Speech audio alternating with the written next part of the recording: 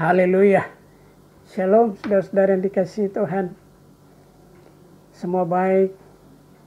Kiranya hari ini saudara dan saya dalam perlindungan Tuhan. Semua diberkati Tuhan di dalam damai sejahtera Tuhan.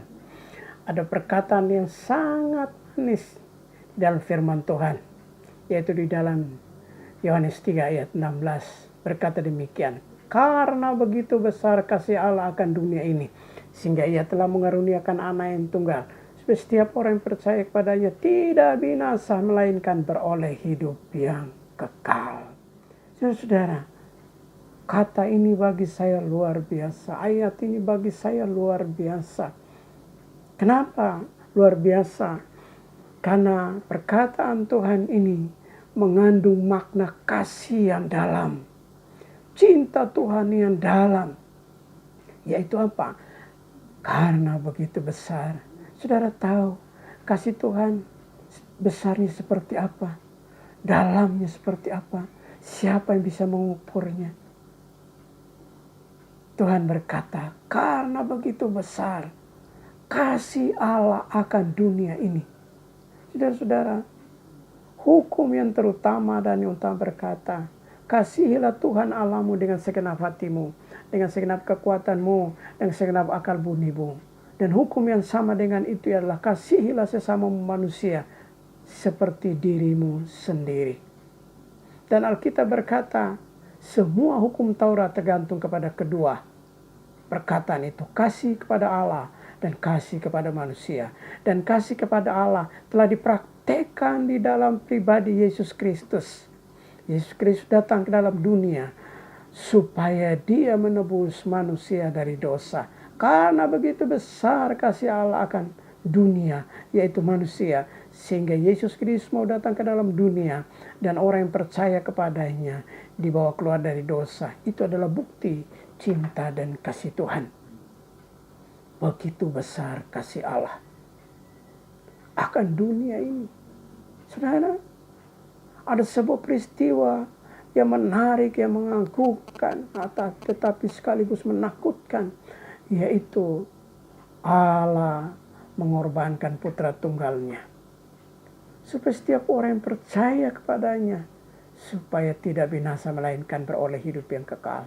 Jadi yang kedua kita lihat bahwa kasih Tuhan kepada manusia dibuktikannya di atas kayu salib, yaitu mengorbankan anaknya yang tunggal, supaya setiap orang yang percaya kepadanya tidak binasa melainkan beroleh hidup yang kekal. Ini berita yang luar biasa. Allah mengorbankan putra tunggalnya supaya setiap orang yang percaya kepadanya tidak binasa. Sebab kenapa? Jika Kristus Yesus tidak menjadi korban di kayu salib, Anda dan saudara yang akan menanggung dosa sendiri. Tetapi karena begitu besar kasih Allah akan dunia ini, sehingga Yesus Kristus menanggungnya di atas kayu salib. Ini berita besar, ini berita sukacita. Supaya apa? Supaya manusia tidak binasa, tetapi memperoleh hidup yang kekal. Cita-cita Allah dan kehendak Allah, tidak ada satu manusia pun yang bisa masuk neraka.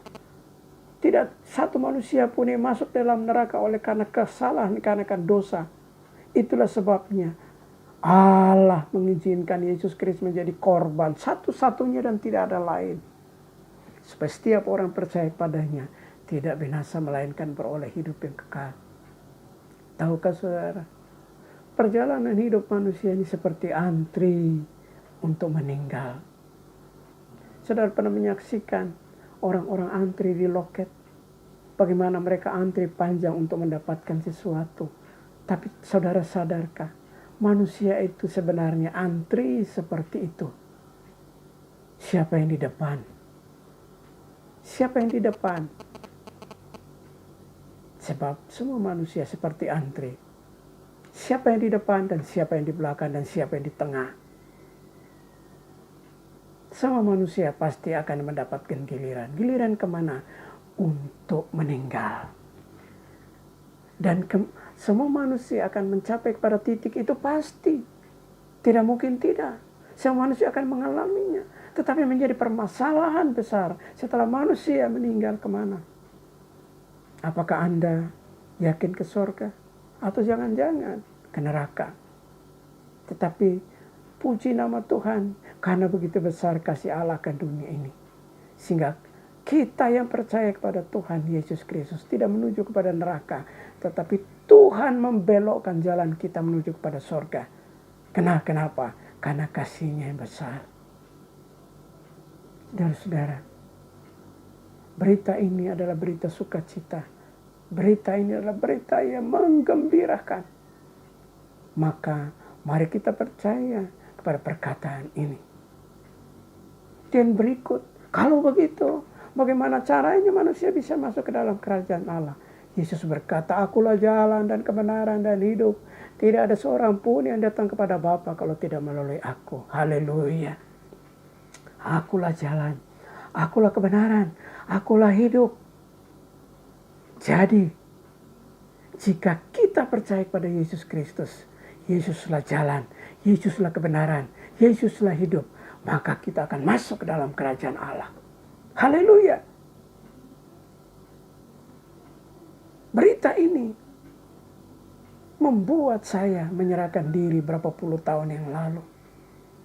Bahwa Yesus adalah jalan, Yesus adalah kebenaran, dan Yesus adalah hidup. Saya di masa kecil, saya anak yang kurang baik, orang yang kurang baik. Tapi karena kasih-Nya besar, saya diselamatkan dari dunia maut. Saya diselamatkan dari kehidupan yang tidak benar. Saya diselamatkan dari kehidupan yang tidak pasti. Dibawa kepada kasih karunia dan menjadi kehidupan, di dalam kehidupan yang pasti menjadi alat kemuliaan Tuhan. Ini hanya karena kemurahan Tuhan. Bukan karena kemampuan, tapi kemurahan Tuhan. Saya bersyukur oleh kemurahan Tuhan, karena kasih-Nya yang besar bisa berbicara kepada saudara dan saya di dalam kebenaran firman Tuhan. Jadi saudara-saudara yang dikasihi Tuhan, Allah itu begitu mengasihi saudara. Saudara-saudara yang mendengarkan berita ini, saudara-saudara yang mendengarkan siaran ini, jangan merasa bahwa Anda tidak dikasihi Tuhan. Allah begitu sayang kepada pribadi saudara. Allah begitu mencintai kehidupan saudara saya. Allah begitu merindukan kehidupan yang saudara dan saya. Kembalilah kepada Tuhan. Kembalilah dan jangan mengeraskan hatimu. Karena Allah menunggu engkau di dalam kasih-Nya yang besar. Yesus Kristus menunggu engkau di dalam kasih-Nya yang besar. Supaya engkau memperoleh kehidupan yang kekal. Saudara-saudara, kembalilah kepada Tuhan. Percayalah kepada Tuhan. Karena itu yang terbaik bagi kehidupan kita dan masa depan kita di dalam kerajaan Allah. Tuhan Yesus memberkati kehidupan saudara dan saya. Haleluya. Amin.